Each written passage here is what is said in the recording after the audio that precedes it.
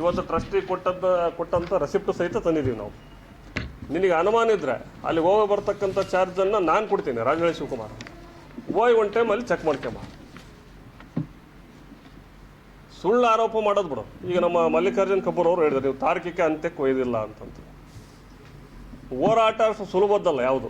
ನಮ್ಮ ಪ್ರಯತ್ನ ಪ್ರಾಮಾಣಿಕವಾಗಿದೆ. ಈಗ ನಾವು ಡೋಡಾದಲ್ಲಿ ಒಂದು ಪಾರ್ಕನ್ನು, ವಿವೇಕಾನಂದ ಸ್ವಾಮಿ ಬಡಾವಣೆಯಲ್ಲಿ ಪಾರ್ಕನ್ನು ಖಾಸಗಿ ವ್ಯಕ್ತಿಗಳಿಗೆ ಏಕನಿವೇಶನ ಅಂತ ಮಾಡಿಕೊಟ್ಟಿದ್ರು. ಅದ್ರ ಬಗ್ಗೆ ನಾವು ಸುಮಾರು ಪತ್ರಿಕಾಗೋಷ್ಠಿ ಮಾಡಿದ್ವಿ, ದಾಖಲಾತಿ ಅಂತಂದು ಕೊಟ್ವಿ. ಕೊನೆಗೆ ಡೂಡಾದ ಮುಂದೆ ಹೋಗಿ ನಾವು ಪ್ರತಿಭಟನೆ ಮಾಡಿದ್ವಿ. ಅವತ್ತು ಸೆಟ್ ಎಲ್ಲಿ ಹುಡುಗಿದ್ದ, ಪಾರ್ಕ್ ಮಾಡಿಕೊಟ್ಟಿಲ್ಲ ಅನ್ನೋದಾದರೆ ಆ ಸೆಟ್ಟಿಗೆ ಒಂದು ಉತ್ತರ ಕೊಡ್ಬೇಕಾಯ್ತಲ್ಲ.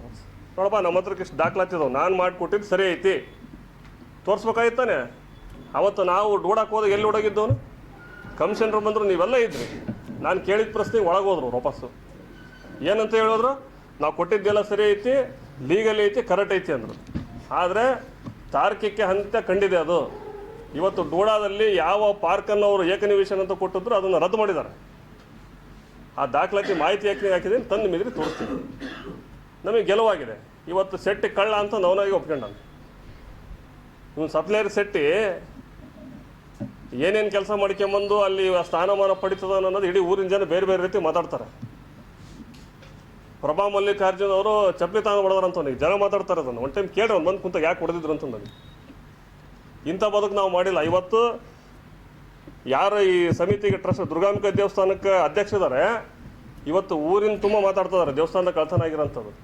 ಅದಕ್ಕೆ ಸರಿಯಾದ ದಾಖಲಾತಿಗಳು ನಾವು ಕಲೆಕ್ಟ್ ಮಾಡ್ತೀವಿ, ಎಲ್ಲ ಹೋರಾಟನೂ ಮಾಡ್ತೀವಿ. ಯಾವುದೇ ಕಾರಣಕ್ಕೂ ಬಿಡೋ ಪ್ರಶ್ನೆ ಇಲ್ಲ ಅದನ್ನು. ಆದರೆ ಅಯೋಧ್ಯೆಯಲ್ಲಿ ಹೇಗೆ ಟ್ರಸ್ಟಿಗಳು ತಕ್ಷಣಕ್ಕೆ ಅದನ್ನು SIT ಕೊಟ್ಟರು, ಈ ರೀತಿ ಇವ್ರು ಯಾಕೆ ಕಂಪ್ಲೇಂಟ್ ಕೊಟ್ಟು ಅದನ್ನು ತನಿಖೆ ಕೊಡಬಾರ್ದು ಟ್ರಸ್ಟ್ನವರು? ಅದನ್ನು ಮುಚ್ಚಾಕಕ್ಕೆ ಯಾಕೆ ಪ್ರಯತ್ನ ಮಾಡ್ತಿದ್ದಾರೆ? ಕರೆದು ಒಡೆದು ಬಡದು. ನೋಡ್ರಿ, ದೇವಸ್ಥಾನ ಸಾರ್ವಜನಿಕರ ಆಸ್ತಿ. ಅದು ದೇವಸ್ಥಾನ. ಅದನ್ನು ನಡೆಸಕ್ಕಂಥ ವ್ಯಕ್ತಿಗಳು ಸರಿಯಾದ ರೀತಿಯಲ್ಲಿ ಅದು ನಡೆಸ್ಬೇಕಾಗ್ತದೆ. ಇನ್ನೊಬ್ಬರ ಬಗ್ಗೆ ಆಪಾದನೆ ಮಾಡ್ತೀರಲ್ಲ ನೀವು. ನಾವು ಈ ಬೆಳ್ಳಿ ಇಟ್ಟಿಗೆ ಕದ್ದೀವಿ, ಆಮೇಲೆ ಒಂದು ಸೆಟ್ ಇನ್ನೊಂದು ಹೇಳಿದ್ದಾನೆ, 91ರಿಂದನೂ ಬೆಳ್ಳಿ ಬಂಗಾರ ಕಲೆಕ್ಟ್ ಮಾಡ್ತಾನೆ ಇದ್ದೀವಿ ಅಂತ. ನೀನು ಯಾರ ಹತ್ರಕ್ಕಾದ್ರೂ ನಾವು ಇಸ್ಕೊಂಡಿರೋದು ಒಂದೇ ಒಂದು ರೆಕಾರ್ಡ್ ನೀನು ತಂದು ತೋರಿಸಪ್ಪ. ಯಾರ ಹತ್ರಕ್ಕೆ ನಾವು ಚಿನ್ನ ಬೆಳ್ಳಿ BJP ನಾವು ಅಂತಂದಲ್ಲ, ಇಡೀ BJP ಎಲ್ಲಿ ಕಲೆಕ್ಟ್ ಮಾಡಿದ್ದಾರೆ? ಅಥವಾ ನಮ್ಮ ಸಂಘ ಪರಿವಾರದವರು, ಹಿಂದೂ ಸಂಘಟನೆಯವರು ಯಾರು ಕಲೆಕ್ಟ್ ಮಾಡಿದ್ದಾರೆ? ಸುಳ್ಳು ಹೇಳೋದಕ್ಕೂ ಒಂದು ಇತಿಮಿತಿ ಇರಬೇಕು. ಇವನೊಂಥರ ದಾವಣಗೆರೆ ಸೀಗ್ಲಿ ಬಸ್ಸೇ ಇದ್ದಂಗೆ ಇವನು ಸೆಟ್ಟಿ. ಬರೀ ಸುಳ್ಳು ಹೇಳೋದೇ ಕೆಲಸ ಒಂದು. ಆ ಸೀಗ್ಲಿ ಬಸ್ಸಿಗೆ ಒಂದು ನಿಯತ್ತೈತಿ, ಏನಾರಿದ್ರು ನೇರ ಒಪ್ಕೊಂತ ನಾನು ಮಾಡಿನಪ್ಪ ಅಂತಂದು. ನಾನು ಕಳ್ಳ ಅಂತ ಒಪ್ಕೊಂಡೆ ಮಾತಾಡ್ತಾನೆ, ನಾನು ಕಾನೂನಿಗೆ ಇಂತೋಗಿದ್ದೀನಿ ಅಂತೋಗಿದ್ದೀನಿ ಅಂತಂದು. ಇವನಿಗೆ ಕಾನೂನು ಗೊತ್ತಿಲ್ಲ, ಮಣ್ಣು ಗೊತ್ತಿಲ್ಲ. ಇವನು ದಾವಣಗೆರೆ ಸೀಗ್ಲಿ ಬಸ್ಸೇ ಅವನು. ಹಾಗಾಗಿ ಇದು ನಿಂದು ಲಾಸ್ಟ್ ಆಗ್ಬೇಕು. ನಿಂದು ನಮಗೂ ನಿಂದು ಕೇಳಿ ಕೇಳಿ ಕೇಳಿ ಸಾಕಾಗೈತಿ. ನೀನು ನಿಜವಾಗೂ ಒಬ್ಬ ಸಾಮಾಜಿಕ ಕಳಕಳಿ ಇದ್ದರೆ ಸೆಟ್ಟಿಗೆ, ನಿನಗೆ ಸಾಮಾಜಿಕ ಕಳಕಳಿ ಇದ್ದರೆ, ಸಮಾಜದ ಮುಂದೆ ಮಾತಾಡ್ತಕ್ಕಂಥ ಅರ್ಹತೆ ನಿನಗಿದ್ರೆ ನಾವು ತಂದಿವಲ್ಲಿಂಗ ದಾಖಲಾತಿ ತಾಂಬ.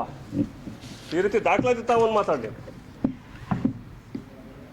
ಏನಾದ್ರು ಆಪಾದನೆ ಮಾಡಿದ್ರೆ ದಾಖಲಾತಿ ತಂದು ಮಾಡು. ಸುಮ್ಮನೆ ರೊಕ್ಕ ಇಸ್ಕೊಂಡರೆ 91ರಿಂದನೂ ನಾವು ಅಯೋಧ್ಯೆ ರಾಮ ಮಂದಿರಕ್ಕೆ ಬೆಳ್ಳಿ ಬಂಗಾರ ಕಲೆಕ್ಟ್ ಮಾಡಕ್ಕೆ ತಂದೀವಂತೆ.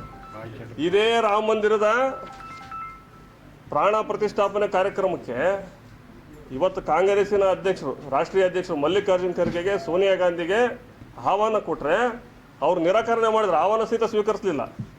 ಯಾಕೆ? ರಾಮ ಮಂದಿರದ ಬಗ್ಗೆ ವಿರೋಧ. ಇವತ್ತು ಸೆಟ್ಟಿಗೆ ರಾಮ ಮಂದಿರದ ಬಗ್ಗೆ ಭಾಳ ಕಾಳಜಿ ಬಂದ್ಬಿಡತ್ತೆ. ಅದೇ ಅವತ್ತಲ್ಲಿ ವಿವಾದಿತ ಕಟ್ಟಡ ಧ್ವಂಸ ಮಾಡಿದಾಗ ಇವರೆಲ್ಲ ಅದಕ್ಕೆ ವಿರೋಧ ಮಾಡಿದರು.